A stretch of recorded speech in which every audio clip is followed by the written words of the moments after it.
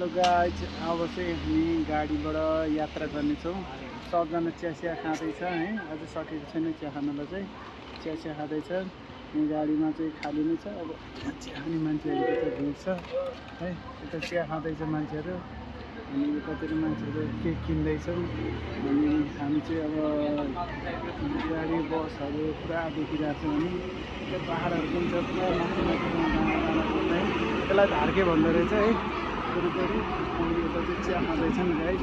चिया खाने मान्छेहरूको भिडै लागेको छ। यो एक ठाउँमा आउँदाखेरि चाहिँ 700 किलोमिटर तिर्न पाएँ